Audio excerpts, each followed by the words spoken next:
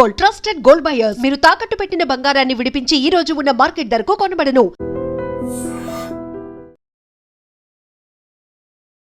ఎంత భారీ budget movie అయినా కొన్ని గంటల్లోనే హెచ్డి ప్రింట్తో పైరసీ చేసి కొన్ని వెబ్సైట్లో పోస్ట్ చేయటం ఐబొమ్మ చేసిన నిర్వాకం.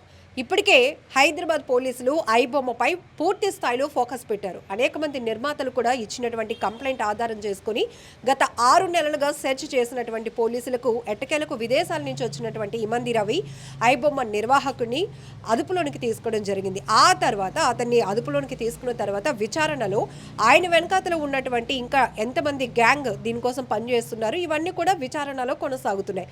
అయితే ఈ ఐబొమ్మ నిర్వాహకుడైనటువంటి ఇమ్మంది రవి విశాఖపట్నానికి చెందినటువంటి వ్యక్తి. ప్రస్తుతానికి వాళ్ళ నాన్నగారు ఇమంది చిన్నప్పారావు గారు మనతో పాటు ఉన్నారు.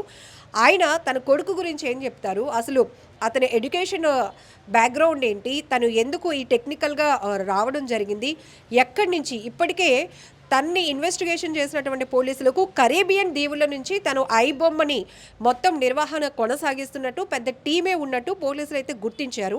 బట్ ప్రజెంట్ రవి వాళ్ళ నాన్నగారు మనతో పాటు ఉన్నారు. ఆయనతో ఒకసారి మాట్లాడదాం. నమస్తే సార్. సార్ మీరేం చేస్తూ ఉంటారు? నేను రిటైర్ అయిపోయానమ్మా. ఓకే, ఎక్కడండి ఎంప్లాయ్? బిఎస్ఎన్ఎల్. ఓకే, సో ఎంతమంది పిల్లలు మీకు? ఇద్దరమ్మా, ఓ బాబు పాప. ఇప్పుడు బాబు ఏం చదివాడు? డిగ్రీ వరకు చదివించానండి. పిల్లలిద్దరిని డిగ్రీ వరకు చదివించాను. ఓకే, ఇప్పుడు జాబ్ కోసమని ఎక్కడికైనా వెళ్ళాడా, లేకపోతే ఏంటి ఈ ఐ బొమ్మ అనేది మీకు తెలుసా? మీ బాబు గురించి ఇంత పెద్ద చర్చలు అవన్నీ తెలియదండి. ఈ రోజు ఉదయమే తెలిసింది నాకు. మా వాళ్ళు పేపర్లో చూసారట, టీవీలో చూసారట. వాళ్ళు మా వాళ్ళు అందరూ ఫోన్ చేసి నాకు చెప్తేనే కానీ నాకు తెలియదు. ఆ తర్వాత చూస్తే యూట్యూబ్లో వాటిలో చూస్తే వస్తున్నాయి. ఏంటి కర్మ మనకి అనుకున్నాను. ఆ తర్వాత ఇప్పుడు సాయంత్రం అందరూ న్యూస్ ఛానల్ వాళ్ళు అందరూ వచ్చారు. వాళ్ళు అడిగిన దానికి ఏదో మన సమాధానం చెప్పాం. మనకు తెలిసింది వాళ్ళు ఏదో అడిగారు, మనకు తెలిసింది మనం చెప్పాం అంతే. అంటే తను జాబ్ పర్పస్కి ఊరు వెళ్ళాడా, లేకపోతే ఇక్కడ ఉండే మీకు దగ్గర? లేదండి, జాబ్ ఏం గవర్నమెంట్ జాబ్ ఏం కాదు, ప్రైవేట్గా ఏదో వర్క్ నేర్చుకుంటూ వాళ్ళ ఫ్రెండ్స్ని ఎవరినో పట్టుకొని ఏదో వర్క్ నేర్చుకుంటూ మేము మా కొన్ని కుటుంబంలో కొన్ని సమస్యలు వచ్చాయి. సమస్యల వల్ల కొంచెం విడిపోయాము మనుషులు. ఆడు ఒక్కడ ఉండిపోయాడు, ఆకలితో కొన్నాళ్ళు ఉన్నాడు. మరి ఆడ ఉండలేక ఏదో పని చేసుకుందని వెళ్ళిపోయి ఏదో వర్క్ చేసుకొని కొన్నాళ్ళ పాటు అంతా అక్కడ కూడా ఆకలితో ఉండి వర్క్ నేర్చుకొని ఆడు కష్టపడి స్వయంగా బయటికి వచ్చాడు. సార్ మీరు బిఎస్ఎన్ఎల్లో రిటైర్డ్ ఎంప్లాయీ, అంత కొంత అది గవర్నమెంట్ జాబే. బాబు డిగ్రీ వరకు చదివించారు. అంత ఆకలితో ఉండాల్సినటువంటి పరిస్థితులు ఏమొచ్చాయి? నేను లేనండి ఇంటికాడ, నేను లేను. నాకు చెప్పుతాను కదా ఇంట్లో సమస్యలు వచ్చాయని, నేను వేరే వెళ్ళిపోయాను. నేను ఆ ఇల్లు అద్దెకి ఇచ్చామమ్మా. అద్దెకిచ్చి ఇంకో దగ్గరికి వెళ్ళిపోయాము. మళ్ళీ ఆ తర్వాత మళ్ళీ ఇక్కడికే వచ్చాము. తర్వాత నేను నా మటు నేను మీతో కలిసి ఉండను అని వేరే వెళ్ళిపోయాను. వేరే వెళ్ళిపోతే ఇంకా అందరూ ఎవరి మట్టుకు విడివిడిగా అయిపోయాం. నలుగురు అయిపోయేసరికి ఆడు మనసు తిరిగి ఆడు ఆకలితో ఎన్నాళ్ళు ఉంటాడు. ఆడేదో ఆడి దారి ఏదో ఎత్తుక్కున్నాడు.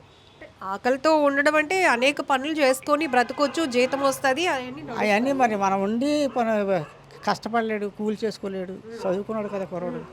మరి మనమా ఉద్యోగాలు ఇప్పించలేము. మా డిపార్ట్మెంట్లో చనిపోయిన వాళ్ళకి ఇచ్చారు, అప్పుడు ఆ చనిపోయినా ఇవ్వటం లేదు. ఇలాంటి సమస్యలు ఉన్నాయి. అడిగి ఎన్నాళ్ళు అయింది మీ కుటుంబంలో వచ్చిన విభేదాల కారణంగా మీ అబ్బాయి ఎప్పుడు ఎక్కడికి వెళ్ళిపోయాడు? 15 సంవత్సరాల కింద వెళ్ళిపోయాడు. 15 సంవత్సరాలు హైదరాబాద్లో స్థిరపడడానికి వెళ్ళిపోయాను అని చెప్పాడు. ఈ 15 ఏళ్లలో మీతో రోజు ఫోన్లో మాట్లాడడం? రోజు లేదండి, రోజు లేదు. ఎప్పుడో మనకు అవసరం వస్తే ఆడికి ఫోన్ చేస్తాను, ఆడికి అవసరం అయితే నాకు ఫోన్ చేస్తాను. ఏదైనా మాట్లాడాలనుకుంటే ఏదైనా చిన్న మాట, చిన్న మొక్క ఏదైనా అంతే. ఇప్పుడు మీ బాబు అరెస్ట్ అయ్యాడు అన్న విషయం, మీ బాబు కోసం 6 నెలల నుంచి హైదరాబాద్ పోలీసులు వెతుకుతున్నారు అన్న విషయం మీకు చెప్తాను కదా, చెప్పాను కదా ఇప్పుడు తెల్లవారు మా వాళ్ళు అందరూ చెప్తేనే తెలిసింది నాకు. అంతవరకు నాకు తెలియదు. ఎన్నాళ్ళైంది మీ అబ్బాయితో లాస్ట్గా మాట్లాడి? డబ్బులు ఏమైనా పంపుతున్నాడా, సంపాదిస్తున్నా? ఆడు పంపినా నాకు అక్కర్లేదండి. ఆడు పంపడు, నేను అడగను. ఆడు అడగడు, డబ్బులు కావాలని ఆడు అడగడు, నేను అడగను. ఒకవేళ ఆడు పంపించినా నాకు వద్దు. నాకు దేవుడు ఎట్టింది నాకు చాలు మందులకి నాకు తిన్నంతకి సరిపోతుంది. ఇప్పుడు మీ బంధువుల ద్వారానైనా మీ అబ్బాయి ఎందుకు పోలీసులు అరెస్ట్ చేశారు అనే విషయం మీకు తెలుసా? వాళ్ళు వార్తలు ఛానల్ మీనట్టు ఛానల్స్ ఉంటాయి కదా, ఏ చూసి వాళ్ళు చెప్పారు నాకు అంతే. అంటే తెలుసుకోవాలి కదా. మా తెలుసుకో- అబ్బాయి డిగ్రీ చదివించాను, 15 ఏళ్ల క్రితం హైదరాబాద్ వెళ్ళిపోయాను, వాడు ఏం చేశాడని అరెస్ట్ చేశారు అనే విషయం ఏమీ తెలియదు నాకు. వాళ్ళు చెప్పిన తర్వాత ఈ న్యూస్లో ఒకటి వస్తుంది బయటికి, అంతవరకు మనకేమీ తెలియదు. అంటే చిన్నప్పటి నుంచి ఎక్కువగా సంపాదించాలి అనే కాన్సెప్ట్ అలాడదేం లేదండి, అలాడదేం లేదు.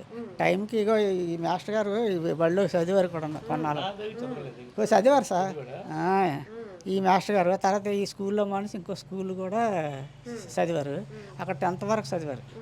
ఆ తర్వాత ప్రకాశ్లో ఉన్నాయి. ఇప్పుడు ఎంత రవి వయసు? 85లో పుట్టాడమ్మా. మరి ఇప్పుడు ఎన్నానే అయిందో చూడండి, 85లో పుట్టాడు. 37 ఉంటాయి. 37 దాటే ఉంటాయి. పెళ్ళి అయితే అమ్మాయి నేను చూసిన పిల్లకి పెళ్ళికి ఆడికి నచ్చలేదు, ఆడు పిల్లని చూసుకున్నాడు. సరే అయితే నువ్వు నచ్చిన పిల్లని నువ్వు చేస్తాను అనేసి మా పెద్దలు, మా మామయ్యలు, మేనత్తలు, మా అన్నయ్య, మా వదినలు వీళ్ళందరం తీసుకుని వెళ్ళాము. నిశ్చితార్థం చేసాము, మళ్ళీ వచ్చేసాము. మళ్ళీ పెళ్ళికి ముహూర్తాలు వాళ్ళే పెట్టేశారు. పెట్టిస్తే వెళ్ళాము. ఆ పెళ్ళి అయిపోయిన తర్వాత నాకు తెలిసిన వాళ్ళు, నాకు కావాల్సిన వాళ్ళు తీసుకెళ్ళాము. పెళ్ళి అయిపోయిన తర్వాత వచ్చేసాం. అంతవరకే మనకి. మీరు చూసిన అమ్మాయి నచ్చలేదు అని ఈ కోపం కూడా మీ మీద ఉందా? కోపమే లేదు, కోపాలు ఏమీ లేవమ్మా, కోపమే లేదు. చేయవలసిన పనులే చేసాం అంతే. ఆడికి పెళ్లి చేయాలి, మన ధర్మం చేసాం. ఆడికి చూసుకుంటూ ఆడికి నచ్చింది, అది మనకి ఇంకా సింపులే కదా చెప్పాలంటే. పోనీ ఇష్టపడిన పిల్లతో కలిసి ఉండాలి కదా. మరి వాళ్ళిద్దరికి ఏమొచ్చిందో విడిపోయారు. సో ఇప్పుడు ఇష్టపడిన అమ్మాయితో కూడా లేడు లేడు. పాప చల్ల చుక్కలా ఉంటుందండి పాప. పాప చాలా బాగుంటుంది, అంత అందంగా ఉంటుంది ఆ పాప. చిన్నప్పుడే అంత అందంగా ఉండేది. మరి ఇప్పుడు 7వ సంవత్సరం 8వ సంవత్సరం దానికి. పెద్దయినా మీరు చెప్పండి, ఒక గౌరవమైన వృత్తి మీరు చేస్తున్నారు, రిటైర్ అయ్యారు, నా కొడుకు కూడా అలాగే సెటిల్ అవ్వాలి, మంచి మార్గంలో ఉండాలని అందరూ నేను గవర్నమెంట్ ఉద్యోగం అమ్మా, నాకు బతికినన్నాళ్ళు పెన్షన్ ఇస్తుంది. దానికి అలా కాదు కదా, ప్రైవేట్ పనులే ఎన్నాళ్ళు చేసినా ప్రైవేటే కదా. అలా అని అడ్డగోలుగా వెళ్ళి ఎక్కువగా సంపాదించాలి అలాగా అలా ఆ ఆలోచనే తప్పు. ఇప్పుడు మీ అబ్బాయి ఒక రకంగా ఒక సిస్టమ్ ని బ్రేక్ చేశాడు. మీరు ఎన్నాళ్ళు సినిమా చూసేవారు కదా, ఎక్కడికి వెళ్ళి చూసేవారు? టౌనేనమ్మా, థియేటర్కి వెళ్ళేవారు. థియేటర్కి వెళ్ళేవారు, చూసారు. అది నచ్చితేనే. ఓల్డ్ ఎన్టీఆర్ రామారావు అంటే నాకు ఇష్టం. ఆ ఓల్డ్ సినిమాలు వచ్చినా వెళ్తాను, కొత్త సినిమాలకి వెళ్ళను. ఎన్టీ రామారావు సినిమాలకి వెళ్తాను, ఇంకో సినిమాకి వెళ్ళను. ఇప్పుడు ఒక సినిమా హీరోలతో కానీ, సినిమా డైరెక్టర్లతో కానీ, సినిమా థియేటర్లతో కానీ మనకంటూ ప్రేక్షకులుగా ఒక బాండింగ్ ఉంటుంది. పలానా జగదాంబ థియేటర్లో ఈ సినిమా ఇన్ని సంవత్సరాలు ఆడింది, నేను ఇన్నిసార్లు చూసాను ఇట్లా. బట్ అలాంటి కనెక్టింగ్ అనేది లేకుండా సినిమా ఏదైతే భారీ బడ్జెట్లతో నిర్మాతలు తీసిన సినిమాల్ని కాపీ చేసి వాళ్ళు చాలా కష్టపడి తీస్తారు, డబ్బులు ఖర్చు పెడతారు, తీస్తారు. దాన్ని కాపీ కొట్టి అది అన్యాయం కదా, అది అన్యాయం అమ్మా. అది ఎవరు చేసిన తప్పే కదా, అది అన్యాయం. అలాంటి పనులే రాంగ్ స్టెప్ అది. ఆ పనులే మంచివి కావు. అలాంటి పనులు ఎవరు చేసిన తప్పే. మన చట్టానికి మనం తల ఒగ్గాలి కానీ చట్టం కాడ ఇలాగ ఎదురుగా ఉండకూడదు. చట్టం అంత కళ్ళు మూసుకొని ఉండదు కదా. మనం ఏం పని చేసినా చట్టానికి అనుకుగా ఉండాలి. అబ్బాయి రవి సమర్థించుకునే మాటల్లో పేదవాళ్ళు థియేటర్ వరకు వెళ్ళలేకపోతున్నారు, అంతమంది వెళ్ళినా కూడా టికెట్లు కొని పెట్టుకోలేకపోతున్నారు, కాబట్టి నేను ఇలా కాపీలు చేసి పైరసీలతో. పేదవాళ్ళు ఎవరు లేరమ్మా ఈ రోజు. కూలికి వెళ్ళా మగవాళ్ళకి ఆడవాళ్ళకి డబ్బులు ఇస్తున్నాయి. పేదవాళ్ళు అయితే మానేస్తారు సినిమా చూడటం. మా చిన్నప్పుడు సినిమాకి వెళ్ళేవారు అంటే మాకు అక్కడ 10 పైసలు ఉంటే కావు. సినిమాకి వెళ్ళేవారు అంటే నోరు పూసుకొని ఇంట్లోనే ఉండేవారు. వ్యవసాయం చేసుకుని వ్యవసాయం పనిలోకి పిలిస్తే వ్యవసాయంలోకి వెళ్ళి పనులు చేసేవారు. మాకు సినిమాలో వెళ్ళేవారు అంటే మనకు జరగనప్పుడు నోరు మూసి ఊరుకోలేమే. మనకు అది కావాలి, ఏమైనా కావాలంటే వస్తుంది రాదు కదా. మనకు ఉన్న దాంట్లోనే మనం చేసుకోవాలి. మన తలకు తగ్గ టోపీయే వేసుకోవాలి. మన చిన్న తలకాయ ఇంత తలపు వేసుకుంటే ఉండదు కదా. ఆ ఆశ కూడా అది మంచిది కాదు, ఆ ఆశే మంచిది కాదు. ఆశనే మొదట్లోనే కత్తిరించేయాలి. అది తప్పు నాకు. ఇప్పటికీ కూడా చిన్నప్పుడు సినిమాకి రూపాయి ఉంటే చాలు, నాకు సినిమాకి వెళ్ళి వచ్చేయచ్చు. ఆ రూపాయి ఎలా వస్తుంది?